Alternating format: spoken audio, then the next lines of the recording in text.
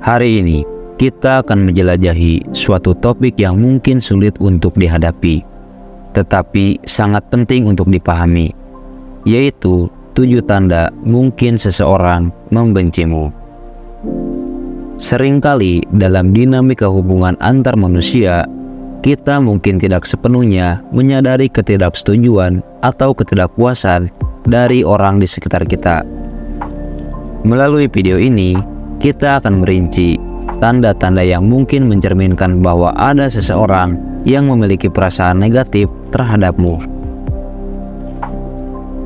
Interaksi sosial merupakan landasan kehidupan sehari-hari, dan terkadang kita mungkin menghadapi situasi di mana seseorang memiliki perasaan negatif terhadap kita.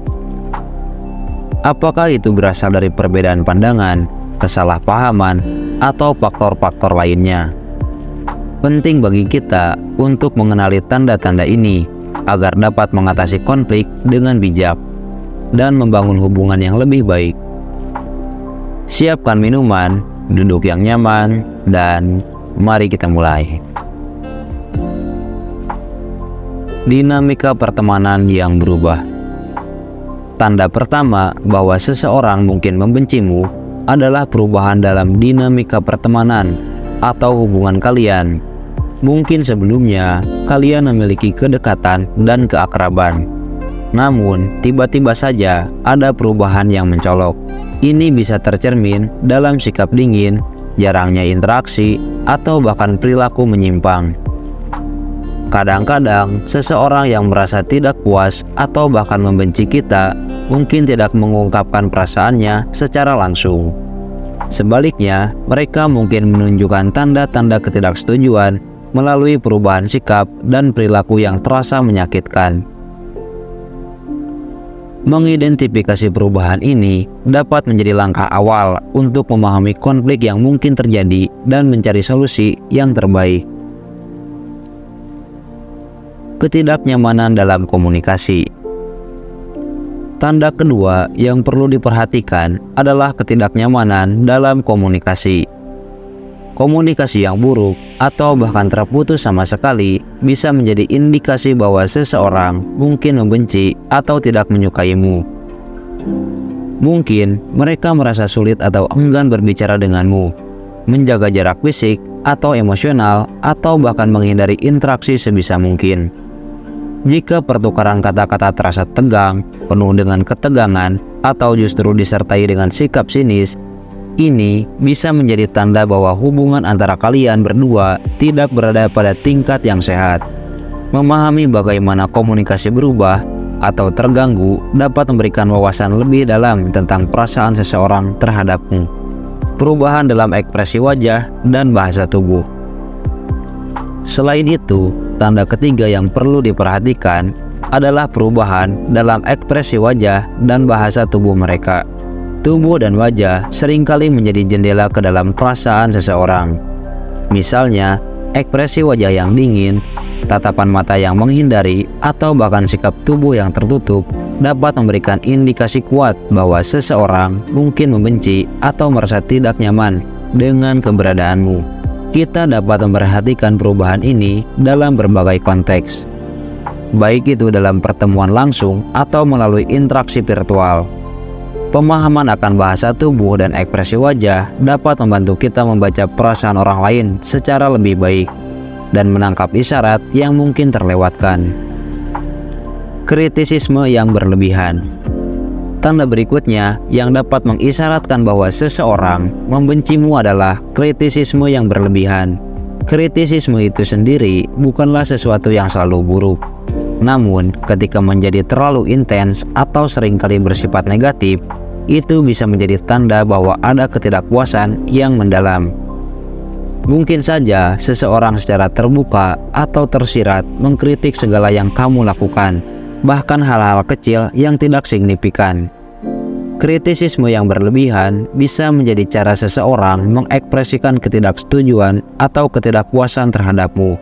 Dengan memahami pola kritisisme ini, kita dapat merenungkan apakah perlu melakukan perubahan dalam interaksi atau perilaku kita untuk membangun kembali hubungan yang lebih baik.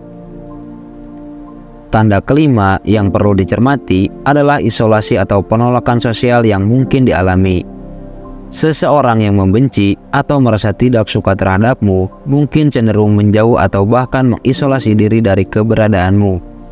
Ini bisa terlihat dalam penolakan untuk berpartisipasi dalam kegiatan bersama, menghindari pertemuan atau acara sosial yang melibatkanmu, atau bahkan secara terang-terangan menghindari interaksi denganmu. Isolasi sosial ini menciptakan kesenjangan antara hubungan yang pernah ada, dan pemahaman terhadapnya bisa menjadi langkah awal untuk memahami apa yang mungkin telah terjadi. Gosip dan pencemaran karakter. Selain itu, tanda keenam yang patut diperhatikan adalah adanya gosip atau pencemaran karakter. Terkadang, orang yang memiliki perasaan negatif terhadapmu mungkin mencoba menyebarkan informasi atau cerita yang merugikan reputasimu. Gosip ini dapat menyebar dengan cepat dan menciptakan persepsi negatif terhadapmu di mata orang lain. Pencemaran karakter seperti ini dapat merugikan tidak hanya hubunganmu dengan orang tersebut, tetapi juga hubunganmu dengan orang lain di sekitarmu. Memahami sumber dan akar gosip dapat membantu mengatasi ketidaksetujuan dengan bijak dan membangun kembali reputasi positif. Kecurigaan dan ketidakpercayaan. Terakhir, tanda yang signifikan adalah kecurigaan dan ketidakpercayaan yang berlebihan. Seseorang yang membenci atau merasa tidak suka terhadapmu mungkin menjadi sangat curiga terhadap niat dan tindakanmu. Mereka mungkin sulit untuk percaya pada apapun yang kamu katakan atau lakukan, bahkan jika itu hal kecil sekalipun. Ketidakpercayaan yang berlebihan dapat menciptakan suasana hati yang tegang dan mempersulit upaya untuk membangun kembali kepercayaan. Memahami sumber kecurigaan dan mencari cara untuk mendapatkan kembali kepercayaan dapat menjadi langkah penting dalam mengatasi konflik. Dalam menghadapi tanda-tanda bahwa seseorang mungkin membencimu, penting untuk meresapi setiap aspek dinamika hubungan. Pengamatan dan pemahaman yang mendalam terhadap perubahan perilaku, komunikasi, dan interaksi dapat menjadi kunci untuk memahami akar masalah. Namun, yang lebih penting adalah bagaimana kita merespon terhadap tanda-tanda tersebut. Apakah kita memilih untuk berbicara terbuka, mencari solusi bersama, atau bahkan menerima bahwa tidak semua hubungan dapat selalu berjalan mulus? Respon kita akan memainkan peran besar dalam membentuk arah hubungan ke depan. Dengan demikian, semoga video ini memberikan wawasan yang berharga tentang kompleksitas hubungan antar manusia. Jangan lupa untuk like, share, dan subscribe agar tidak ketinggalan pembahasan menarik kami berikutnya. Terima kasih telah menonton, dan salam Power 7.